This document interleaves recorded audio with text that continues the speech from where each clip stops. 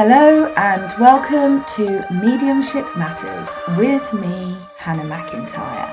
And today is Season 2, Episode 7. We're flying through them, aren't we? Now, some of you will know who follow me on social media that I've not been very well. I've had bronchitis.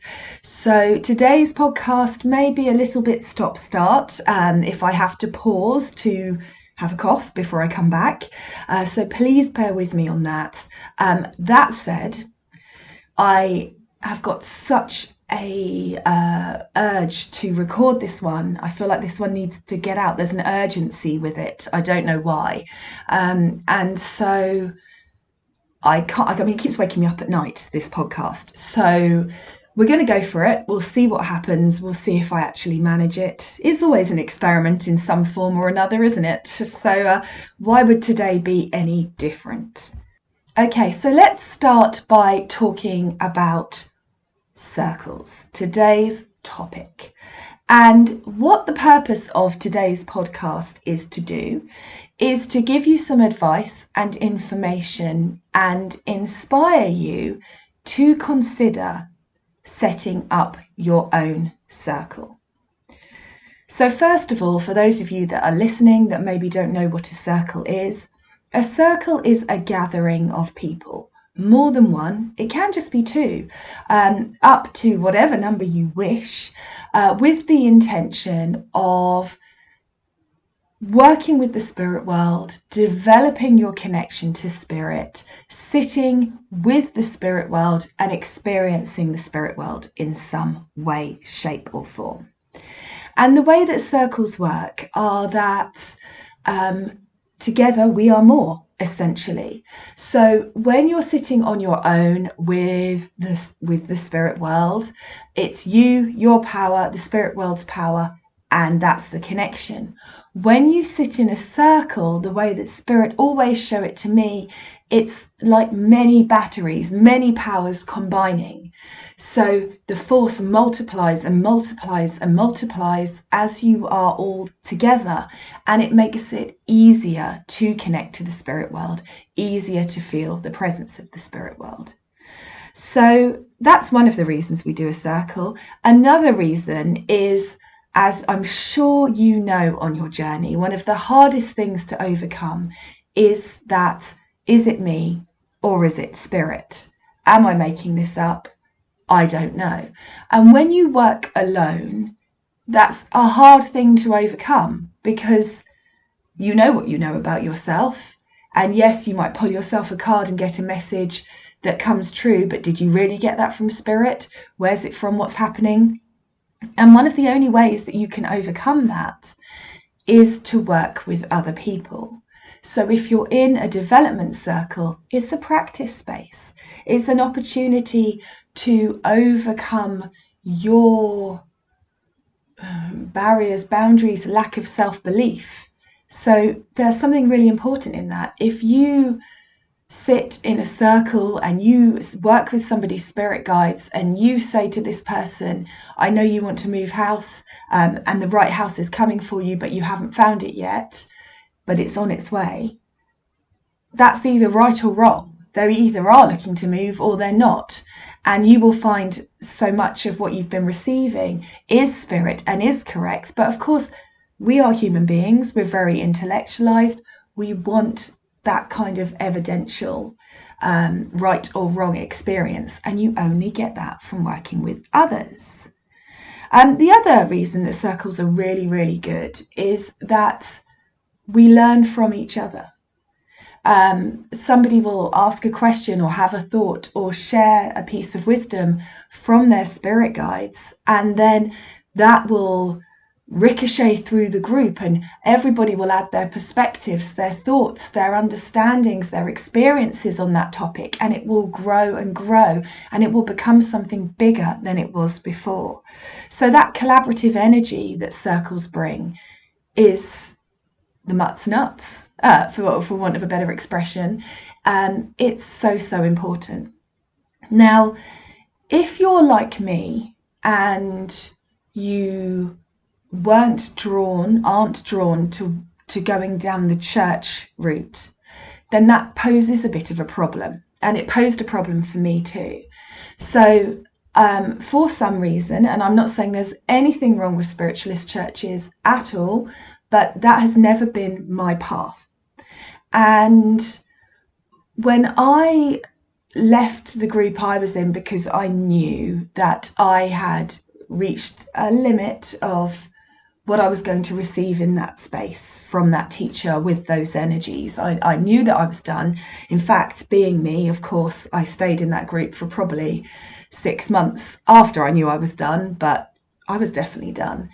It then posed the problem. I wanted to continue developing, but I knew I didn't want to go in churches. So what did I do? And so I created my own circle. And there was a lot of resistance in me, as there will be probably a lot of resistance in you. Who am I to teach? Who am I to run a group? I don't have a particular connection. I don't feel special. I don't even know what I'm doing yet, etc., etc., etc. And we are trying to encourage you today to overcome that, or at least try. So why? Why do we want you to do this? Why aren't we just encouraging you to find things that are already established? Well, if you're listening to this podcast, chances are you've listened to my other ones, and you will know that in some ways I'm the same as lots of mediums out there, and in some ways my approach is different. And I believe that the spirit world are bringing in a new way of working with them. As the consciousness of Earth is improving and increasing, it might not feel like it, but it is. As we are awakening more and more and more, we are able to experience working with spirit in a different way. And we need new ways. We need pioneers. We need people that are going to come at this with little or no experience and find a new path rather than treading the path that's already been trodden. Because one of the problems with mediumship at this time, in my opinion, is that everything is done the same way that it's been done for X amount of decades. And it might move slightly from that, but it remains very static overall. But of course, we've changed. Humanity's changed. Our approaches, our language, our way of being has completely changed. And mediumship has changed too, if we allow it. So actually, from the spirit world's perspective, your lack of experience should not be holding you back. It's actually a gift. So what we're inviting you to do is a gathering. Now, this can be done online or it can be done in person. I personally would recommend in person where possible, because you will learn as much in the chats after your group has finished as you do from the actual group itself and the time that you're working and holding that space. But also it's just a more natural state for humans to be in. That said, if you can only do it online, don't let that hold you back. And what you're working with the intention of here is developing your connection to the spirit world. And there's many, many, many ways of doing that. But today I wanted to talk you through a couple of options, a few ideas, just to get those creative juices flowing. But by all means, do what you're drawn to. Do what you feel, do what you think, and see where this takes you. So you might start by inviting a friend that you know is interested in this. You might put a post on Facebook and see if you can get people involved and interested. And it's a funny balance here, because you will need to step into the energy of being in charge. You might not feel like you're ready to teach per se, but you will need to be in charge. And that's just because of human nature. working in spiritual development circles is very, very interesting, but anything where you get a group of people together for any purpose creates challenges because of the human beings that we are. So, I mean, I used to be in a running group, and the dynamics of that running group was really, really interesting to watch and experience and be a part of, because there was somebody in charge who didn't want to be bossy, was very, very kind, very gentle, very loving. And then there were two people that joined that were very bossy, very alpha, wanted to be in charge, and started sort of railroading it all and changing the energy of the group. And you need people to be in a space where they know that they have to be in charge, and you have to be strong with your boundaries if you run a group, even if it's with your friends, especially if it's with your friends, because they'll arrive at your house and want to chat and talk about this, that, and the other, and you're going to have to be the one that says, no, we're here to work. We haven't got time for this. Let's start, let's begin, let's go, and that kind of thing. So you do have to set into a slightly authority role, but that doesn't mean you need to feel like you have all the answers. Don't be afraid to say to people, I'm starting a group. I don't really know what I'm doing, but I want to practice, and I want to be with spirit, and I want to see where it takes us. When I first started my group, that's exactly what I said, by the way, to everybody I got in.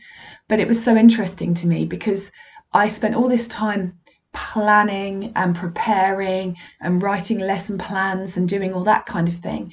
And as soon as everybody arrived and everybody sat, and we'd have a little hello and a chat, how's your week been, before we get started, Spirit would then step forward and change what we were doing. And it really did, in the hardest of ways, but actually the best of ways, teach me not to control it too much, not to worry about it too much, not to need it to be perfect. And I guess that's the same as the reason that I can record this podcast and do it in one take and do it with a croaky voice and the wind blowing outside and all of that kind of thing. I've been manipulated into that by Spirit by having to release that control. So you can have an idea of what you want to do each week, but also allow a flow within that, because different energies, different people, the collaborative energy of the group will sometimes call for a different approach to another group. I taught a Zui Reiki Masters at the weekend, and it was a fascinating group because they didn't come with a load of stuff that needed unpacking and unpicking. And so we ended up with lots of time to do lots of different ways of doing attunements and that kind of thing, because we didn't have to spend as much time talking about things that they'd been through and experiences they'd had. Whereas another group, you can lose 5 hours going through things that people need to talk about. And you have to learn to sort of allow that and be in charge and have the boundaries and keep on topic, but equally also allow the flow. It does make sense, honestly. So you're gathering this group together. Now, I would suggest to begin with, you start as a spiritual connection meditation group. And you call in your guides, you call in your helpers, you open the space, you protect the space by calling in the archangels, especially Archangel Michael, if you feel like you need to. If you've listened to this podcast for a long time, you will know I don't believe that there is anything out there other than light and love, so I don't protect spaces, but you do what makes you feel comfortable.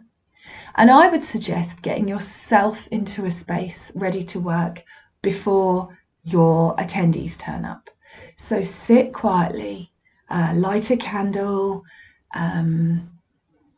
put on some nice music, allow your energy to settle. One of the analogies that I always use is if you imagine your energy like a big snow globe. It's been shaken up, shaken up, shaken up, shaken up, and what you need it to do is settle. So just imagine it, all that energy settling.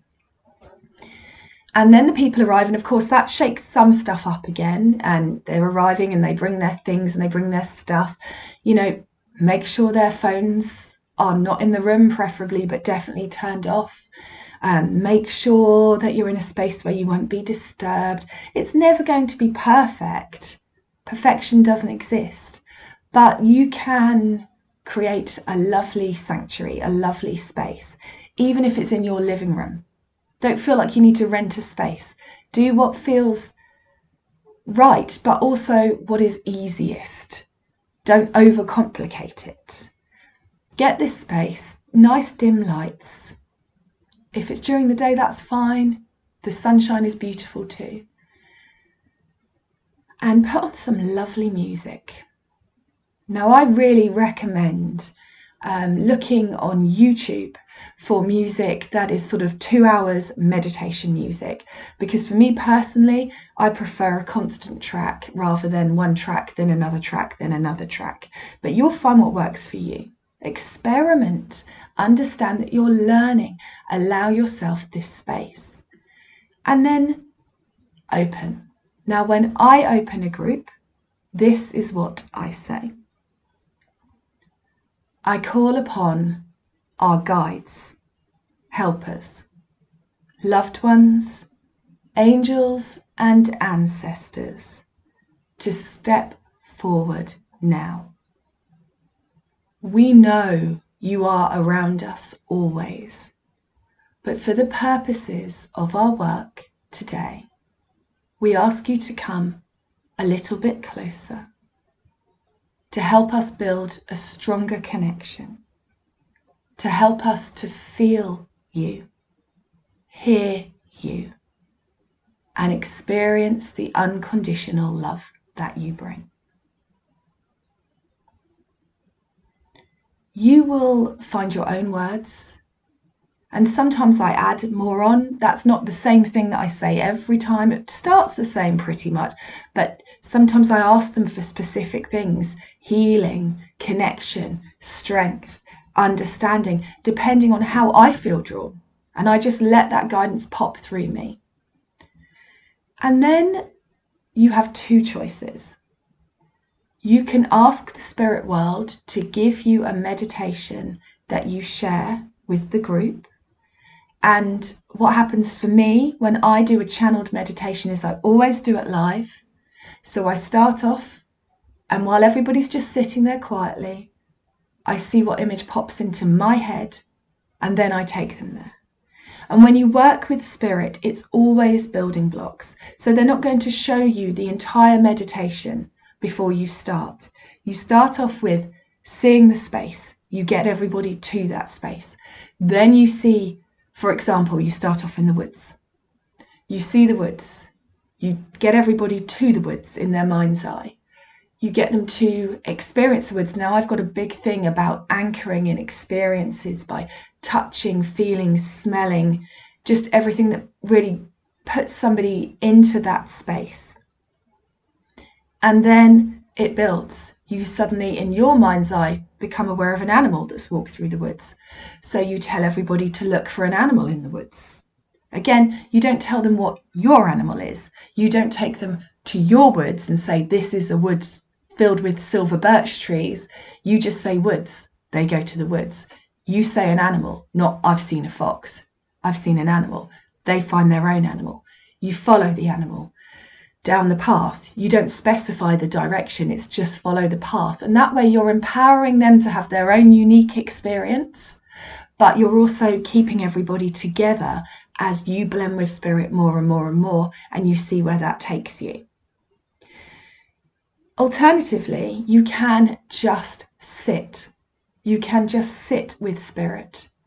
And the difference is really, when you just sit with spirit, you aren't really escaping from your physical body. You are still here. Your mind will still be bringing up stuff, although it will interrupt any guided meditation anyway.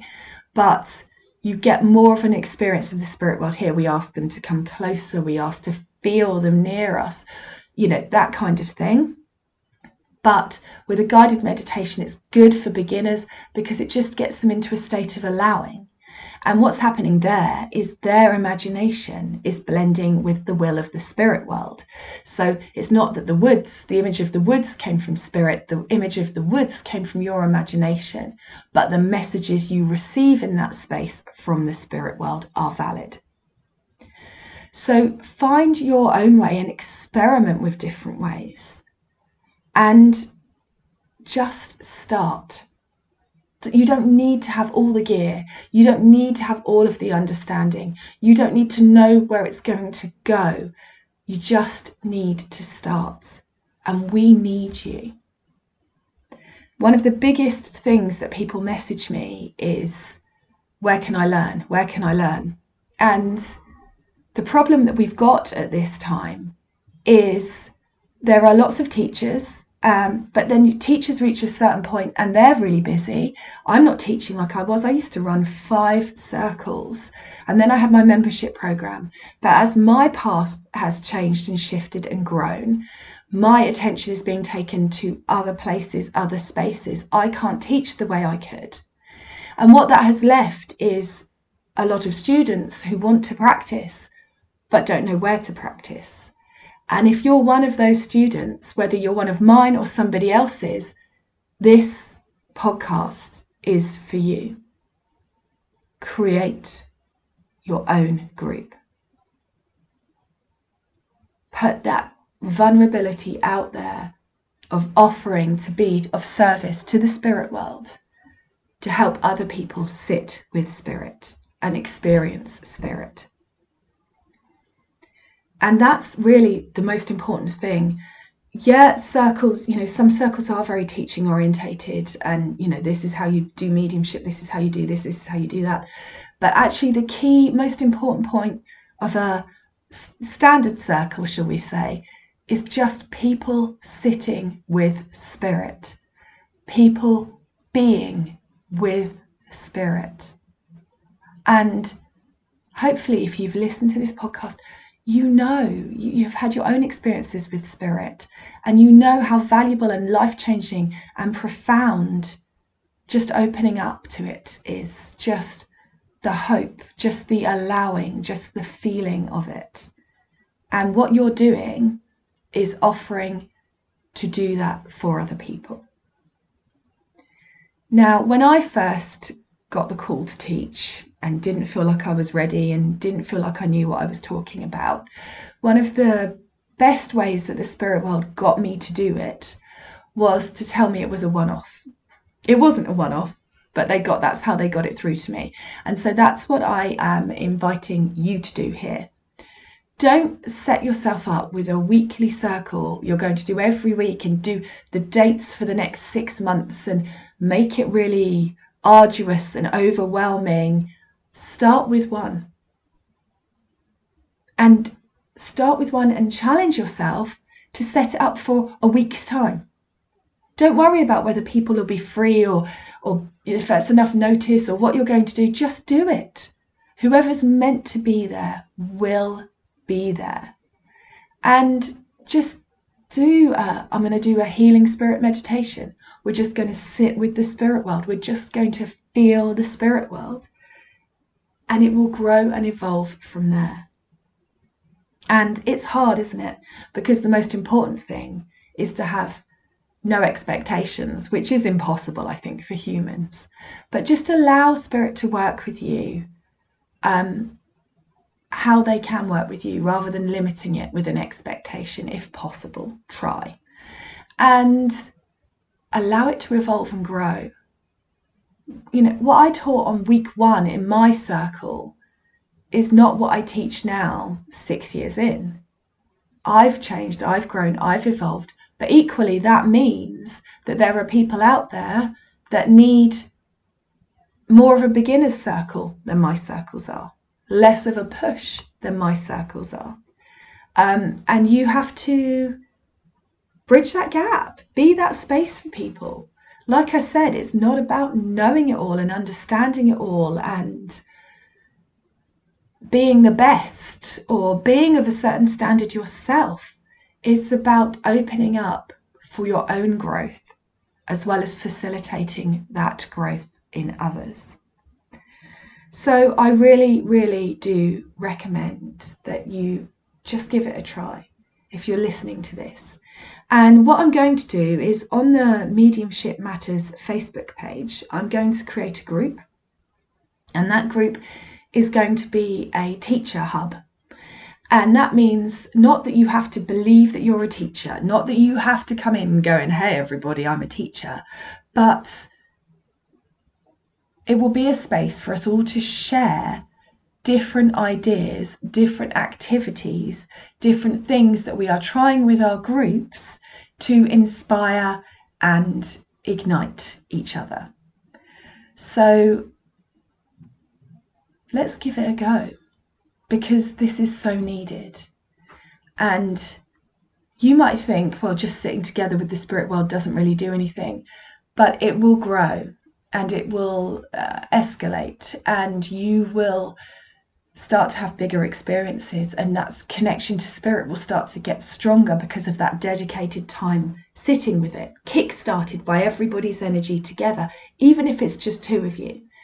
And as you work with that, you will start to bring in different tools, different oracles. Shall we get some crystal balls? Shall we have a go doing card readings for each other?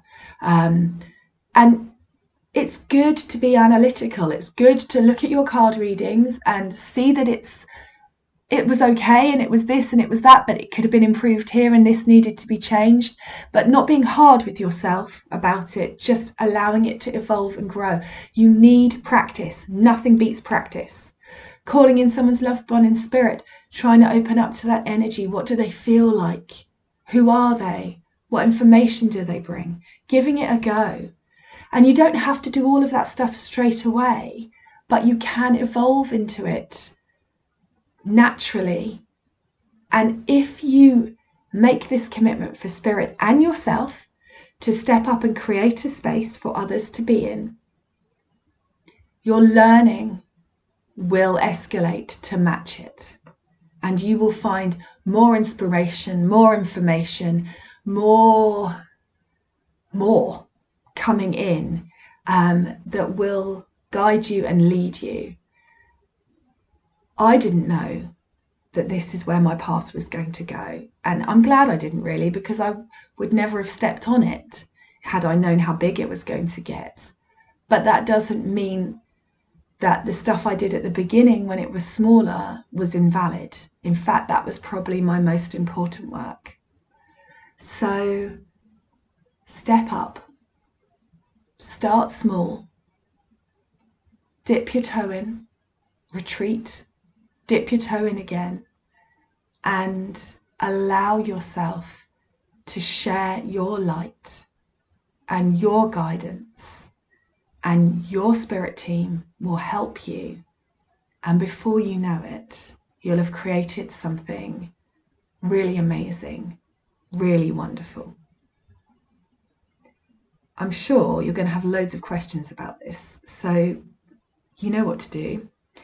Email podcast@hannahmedium.co.uk. I am aware that there's questions that I need to get back to, but I don't know it all, and I can only tell you what I know. And what I know is that Spirit wanted this podcast done urgently. They wanted this message out there. So there must be lots of you out there teetering on the edge, thinking, I can't find anywhere, maybe I should do it. Oh, I'm not good enough. Who am I to do it? I'm not ready. Who am I to do it? And I'm really, really hoping that this podcast is just going to be that gentle push to get you to step into that new energy and give it a go. Because what is the worst that can happen? The worst that can happen is you hold a space for people for an hour and you do a meditation, and that's that. That's the worst that can happen in this scenario. It's not exactly bad, is it? It's not life or death. So give it a go, give it a try. Just like me coughing my way through this podcast today, don't wait to be perfect in the right space for it all to be lined up. Just hold your nose and jump, and Spirit will catch you.